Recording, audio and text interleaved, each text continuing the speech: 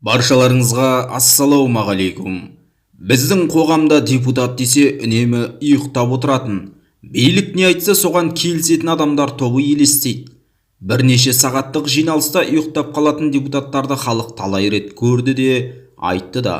Сол баяғы үнсіздер гвардиясы болған депутаттар өздерінің негізгі қызметін ұмытып қалған сияқты. Депутат деген сонау парламентте айтысып тартысып өзінің сайлаушыларының құқықтарын қорғап мұқтаждықтарын жеткізіп терлейтін адам емес пе? Ал бізде керісінше үн-түнсіз отырып бірнеше кнопканы басып қойып солай өмірлерін өткізеді. Әрине арасында өз пікірін айтатындар бар, бірақ олар саусақпен санарлық қана. Сондай депутаттардың бірі Мұрат Бақтиярұлы үнемі өзінің пікірін қоғамда ашық білдіріп жүреді. Сенатордың сіздерге билікті парламентке беру туралы ұсынысын жеткізіп көрелік. Әлемдегі 180-нен астам елдерде мемлекеттік билік түрлері әралуан: монархиялық, суперпрезиденттік, парламенттік, аралас, тағы да басқа. Бірақ бір нәрсе анық: мемлекеттік басқаруда тек демократиялық құндылықтарға сүйенген елдерге халықтың тұрмыс дәрежесі жоғары болып келеді. Арнайы іс-сапармен Белоруссияда 2 рет болдым. Табиғаты тамылжыған, орман суға бай, жері өте құнарлы ел. Авторитарлық мемлекеттің басқару үлгісіндегі ел болғандықтан колхоздың төрағасын орнынан алуға президент араласады. Европа құрлығында орналасқан ел үшін бұл абсурд. Өзімен шекаралас Польша, Латвия, Литва елдеріне қарағанда Белоруссияның экономикалық дамуы анағұрлым артта қалды.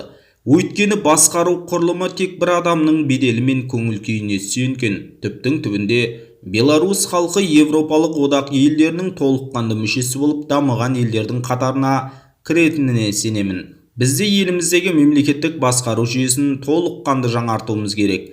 Мемлекеттік басқару салмағын парламентке беру, үкіметті парламент қана жасақтау және отставкаға жіберу, парламентке үкіметтің жұмысын бақылау құқығын беру, жергілікті атқарушы органдардың дербестік құзыретін барынша кеңейту, ауыл, аудан, облыс орталығы болып табылатын қалалардың әкімдерін сол жергілікті тұрғындардың сайлауы арқылы жасақтау, сот билігін барынша дербестеу мен олардың мүшелерін сайлау арқылы жасақтау, сайлау жүйесін жетілдіру, сайлау процесін бақылауға қатысамын деген барлық қоғамдық ұйымдардың өкілдерін қатыстыру. Әрине, мұның барлығы конституциялық реформа арқылы жасалуы тиіс. Бізде Азиядағы Сингапур, Жапония, Оңтүстік Корея, Малайзия, Біріккен Араб Эмираттары сияқты елдер қатарында болуы толық мүмкіндігіміз бар. Расында мына үкіметті дұрыстаймыз десек, онда ағамыздың ұсынысымен келісуге болады. Қалай ойлайсыздар? Билікті парламентке беру керек пе? Өз ойыңызды, ашық пікіріңізді төмендегі комментарий бөліміне өтіп қалдырыңыз. Каналға жазылып қолдау білдіруді ұмытпаңыз.